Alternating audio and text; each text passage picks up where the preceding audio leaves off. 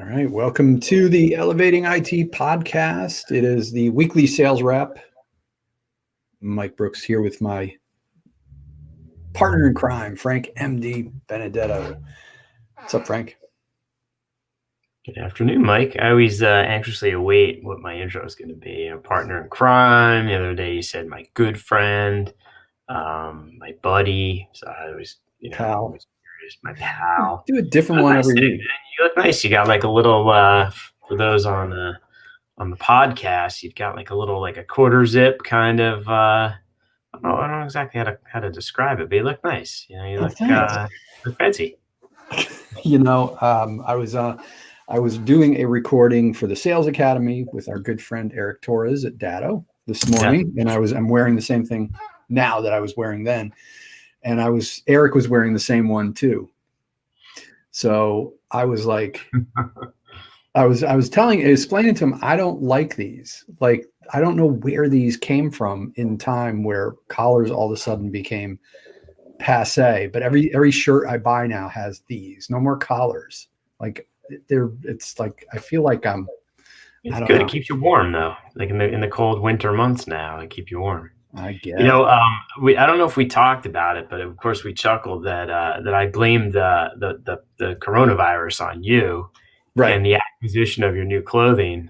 Because I don't know if we talked about this, but the last time I traveled was with you in March. Right. Well, hang on a second before we do that, because that's a great story. It's worth talking about again. But okay. I want to make sure that we appropriately give it the time we have. That it's all right. First, I want to say hi to Eric Bam, my good buddy Eric, who is awesome. And by the way, I'm going to tease this again later. He is going to be a guest on the podcast next week. Cool. He is. Hang on a second. Let me find out.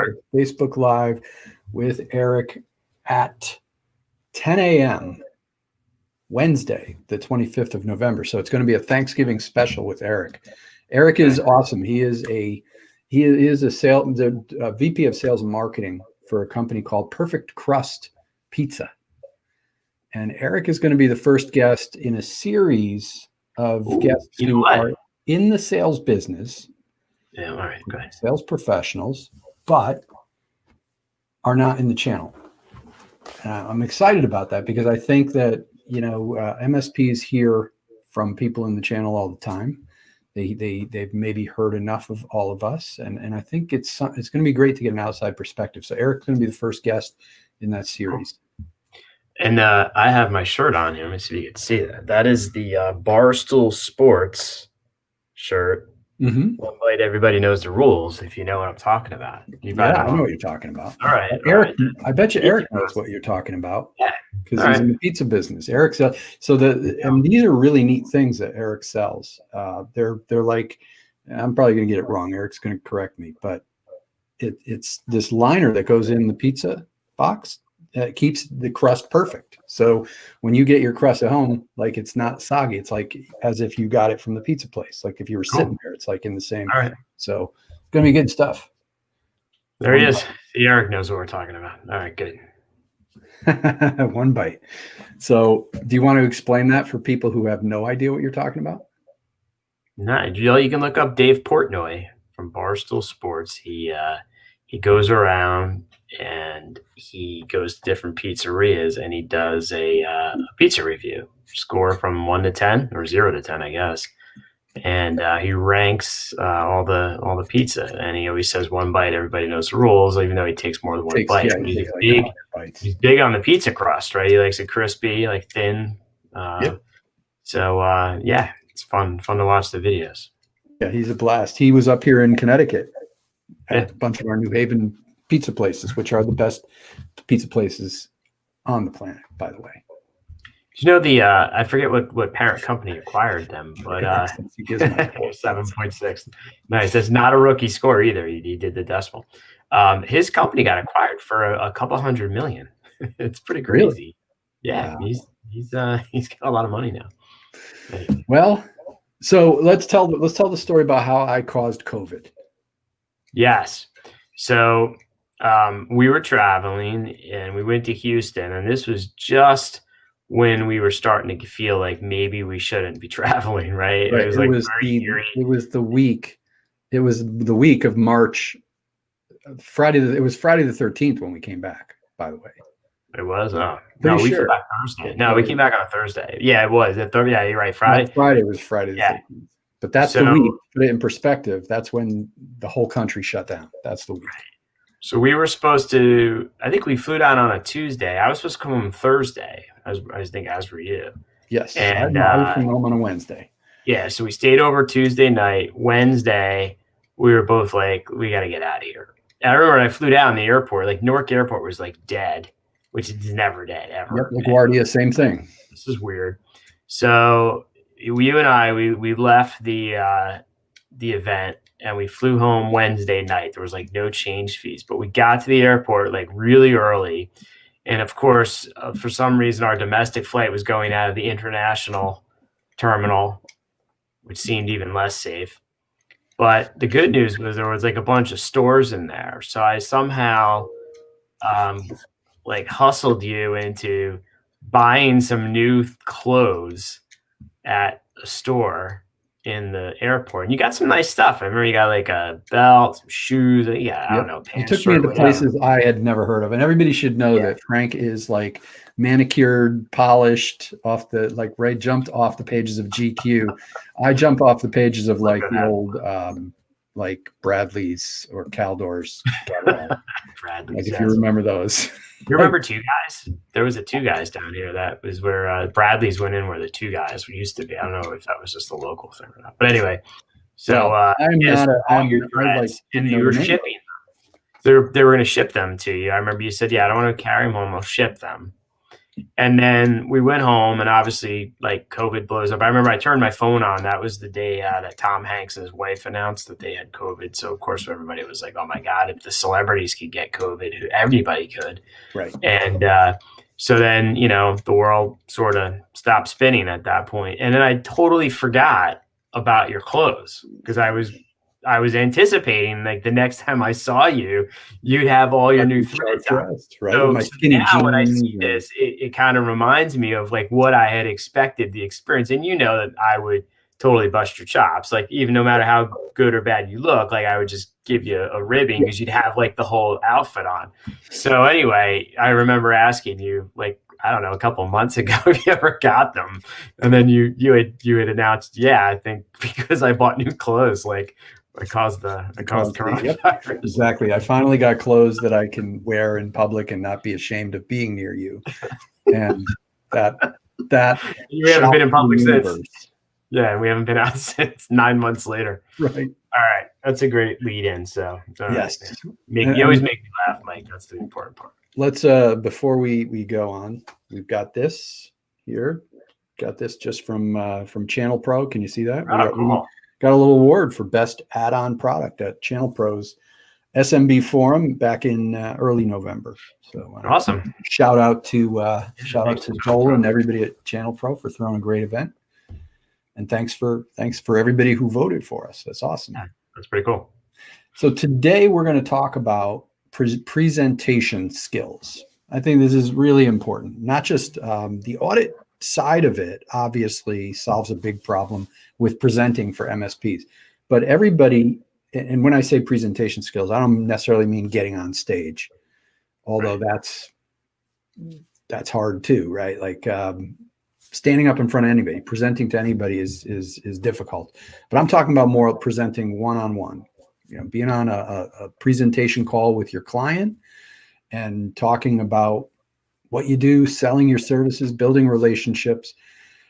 Not everybody is good at that. Not everybody is comfortable doing that. And as somebody who's terrible at presenting, I thought, Frank, I would ask you to share how you became not so terrible. I'm just kidding. Frank's an excellent presenter. So Frank, were you always, you're really good at presenting. You're comfortable getting up on stage. We traveled all around the country and up in Canada and for a year going with the ASCII group, you got up on stage every month. It was like second nature to you. You're very technical also. And I find that I think the more people that are people who are more technical have a harder time presenting. So Right. were you always good at presenting? Is that something you had to overcome or get good at, or? I think that what for me, um, I don't think I was always good at presenting. I think that for me, it was more about being confident in what I was presenting, right? So I always felt like I had the confidence that I knew the material really well, right? So if we're talking about being an MSP, I think that like I was passionate about it, which I think almost all the MSPs are, right? Especially if you're technical, like, you're not going to find anybody more passionate than a techie in an MSP who's really good at the tech and is excited to deliver it. So I think that passion and the knowledge are what drove me, right? So I wasn't just excited to present or get on a stage. I just said, well, I know this really well, so what do I have to lose? So I think that's kind of where it starts. I think certainly doing it enough times makes you more comfortable. Here's the challenge. As an MSP, before I used audit and had a consistent way to present, I presented it differently every time. I changed it every time. They say a salesperson only does what worked the last time. Right. I would do something, it didn't work. Someone said no to me, and I go, "Oh my god, I got to change it." And then I would cobble together something else, and I would keep changing until somebody bought it, and then I would do that again until they. So I think that kills your confidence, right? Because you're always wondering if you're going to say the wrong thing or do the wrong thing. You're always asking your peers, "Hey, what do you do?" You're assuming everybody else is an expert, right? And that is the confidence killer. So when you talk about presenting, like where I started was of a position of confidence. I'm like, oh, I could do this all day long. If they didn't buy from me, it made me doubt myself, right? And then I kept changing it. And that's what that rocky road is. And I think a lot of other MSPs suffer from that. What audit did for me was two things. One is it allowed me to be consistent in my presentation, no matter what. And if they said no, I firmly believed, even though I didn't get the sale, that I still presented it the right way, and that you can't win them all, right? I saw Alex Rodriguez was on Shark Tank the other night, and he told one of the people on there, he said, I'm the guy who struck out the fifth most in the whole league. Like, he owns that record. He's number 5 on the strikeout list. Like, that's not one to be proud of. But what he was talking about was, you got to swing a lot and miss, right, in order to be successful. So for me, even though I missed some, I still felt good about it because I followed the same process. And number 2 is it helped guarantee that I wasn't presenting in such a way that the prospect wouldn't be able to understand me, right? Because that was the other challenge. Like, we're so passionate, and we are technical, right? We meaning most MSP business owners, especially if you're smaller. We get so excited. We have such passion and command and knowledge. We call it the curse of knowledge, right? And then we lose track of the fact that the person we're talking to has no idea what we're saying. So they might say, "Yeah, you're sure are confident, but I have no idea what you're talking about." And what do? Default on price, right? So those were, I think, the two things that kind of feed into where I am today. I think how I had improved and why maybe your perception is that I'm good at presenting. Yeah, I'm curious if you're listening and watching this, anybody who's listening on the recording or live, and I know Brian, I'm going to put Brian up here because he said congrats on the Channel Pro award that I showed before. So thank you, Brian. Brian is a client of Audit. He actually gave us an awesome testimonial that we posted the other day. So thank you for that too, Brian. If you're still there, I would love to hear your opinion. Were you always comfortable presenting solutions to people? Because I think technical people like yourself, Frank, who are not necessarily, and Brian, you'll have to forgive me. I don't know. I know you do sales in the company. I'm not sure. I don't think you own it, but maybe you're an owner, because a lot of MSPs are also, they're an owner, but they're also selling. So they're not necessarily a sales professional, or maybe they were a technician and they're coming to it as a sales engineer. They're learning sales after they did that. And Brian, you very well could be a sales professional, but I want to get a feel for how other MSPs feel. And you talk to plenty of MSPs. Do you think that people have especially in the technical field, is there kind of a fright of presenting? And are there things that they need to overcome when it comes to presenting? Does that make sense? Yeah, I think that if you look at the personalities of a lot of technical type of people, right? I think they're introverted.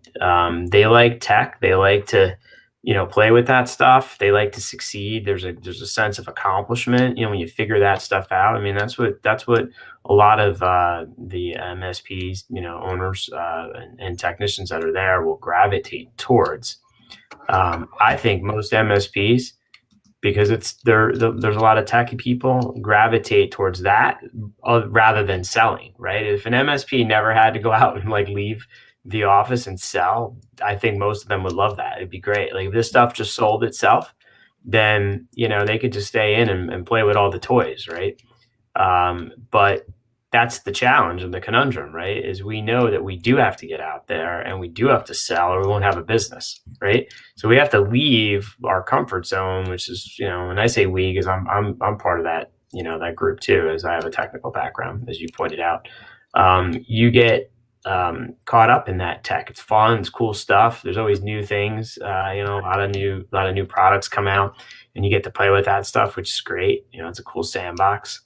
And then somebody kind of shakes you and goes, you got to get out of the office. Like, you got to go sell some stuff. So whether it's you as the business owner, or you got to push your sales guys out, one way or the other, you got to go out to sell to survive. So I think that given a choice, most MSPs wouldn't go out and sell. Yeah. And what about now as MSPs are hiring salespeople or people, developing people in their own company to go out and sell? What are your recommendations for kind of, grooming them to be able to present well?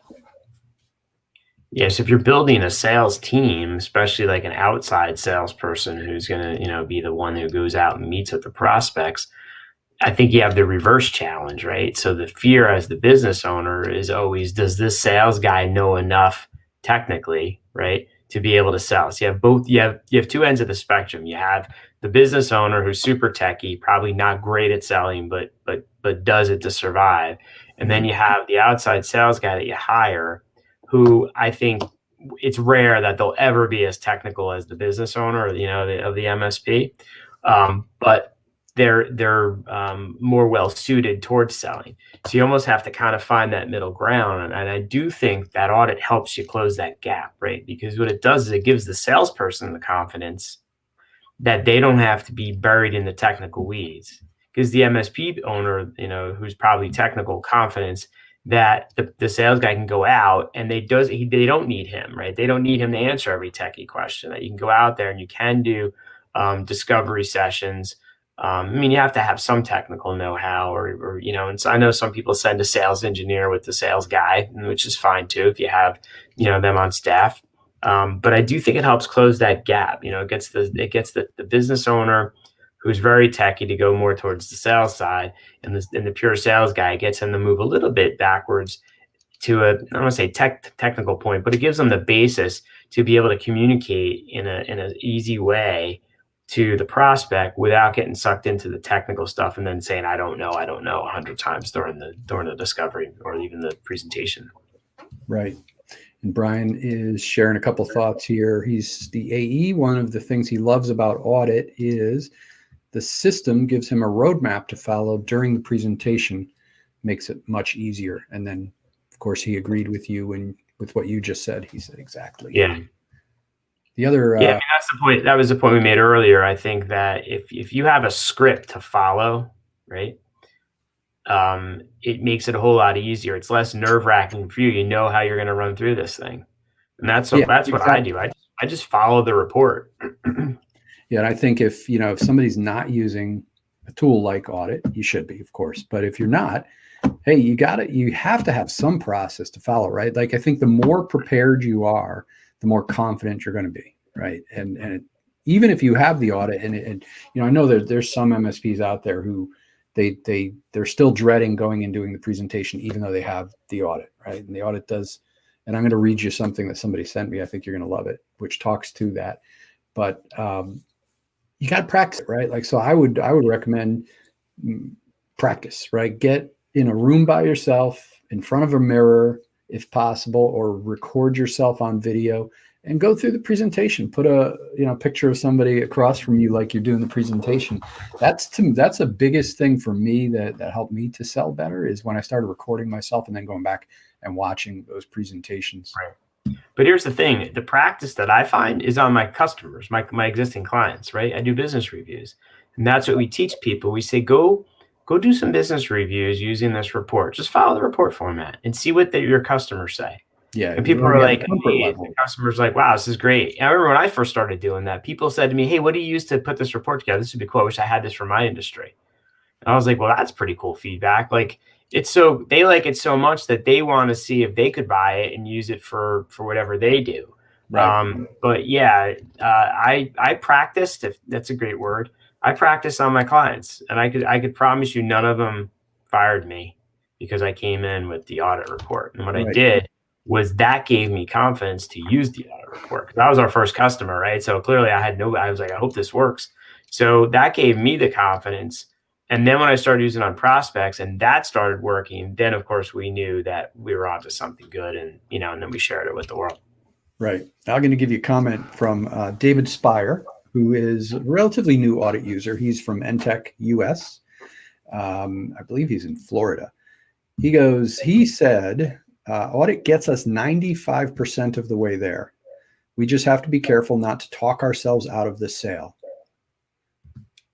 I thought that was the coolest way to kind of put it. I've always told people, like, when you're reporting and presenting with audit, let the report lead with the report, let the report kind of guide you. You kind of confirm that there. It's funny because I know that some MSPs want to, or to make it more technical, or some worry that the prospects can ask for all this forensic evidence. And I could tell you, in my experience, I've never, ever had a prospect that say, can you make this more technical and confuse me? Like what I really, this is too easy. What I really love is to see all the data that you uncovered and prove to me that box is red. I've never been challenged by it. In fact, I've been in meetings where there is a CTO and they've never even challenged me. I think they were sitting there thinking to themselves, wow, this is like an easy way to talk to the other C-level people who aren't technical. Well, who really, me and Eric were talking about this today, actually. I mentioned earlier that Eric Torres and myself were recording episodes of the MSP Sales Academy, which you can get to. Maybe I'll put the link in the comments here, because we just dropped a bunch of new ones today. MSP Sales Academy. I should make a shortcut, but I'm going to drop it into this episode so folks have it. That's in the chat there. So he was, there it goes. So Eric was talking about how Datto presents, because they host an event, right? They host DattoCon. They're doing a lot of presentations. Eric's traveling all over the world doing presentations, and he's like, MSPs don't want to sit there and listen to you talk about tech either. Like, he says he notices in the back of the room the folks who are up there presenting a lot of deep technical stuff, doing demos and getting really deep into the weeds. He notices the cell phones come out and people get on their computers, and they specifically make sure that they do a lot of things that you should do in a good presentation, which is open with some humor, get the audience laughing. Because even the MSPs, even the super technical MSPs who are in the audience, and they may want to see the demo, but you dig too much into the weeds and they're getting bored. Yeah. It's interesting is, you do have a room full of techies, but what I find always picks up interest is when you teach them how to sell whatever the product is, not go through all the techie stuff. And I was talking to a vendor the other day, and they were telling me all about their product. So I was listening, and then I said, how much time do you guys spend teaching the MSPs how to sell it? And like deer caught in the headlights, he was like, we have a price sheet, and we have like a battle card, it compares us. So I said, yeah, that's like, everybody needs the specs, right? Like, you need to know what you're talking about. I said, but like, do you teach MSPs, like how to sell, like what's the value prop, like what problem that you solved? Do you actually teach that? They're like, no. I said, you assume the MSPs already know that, and they're just going to take your product and just add it right into their ready to go sales process. And he's just like, I guess. And I said, I'm here to tell you that a lot of MSPs don't have that, right? I said, so you spend as a vendor, you spend a ton of your time and teaching them the tech, not so much time teaching them how to sell. And the bad part about that is you don't teach them how to sell it.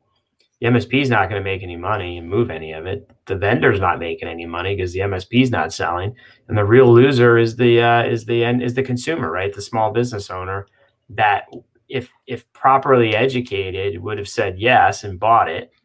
They never really had a fighting chance to understand it and say yes.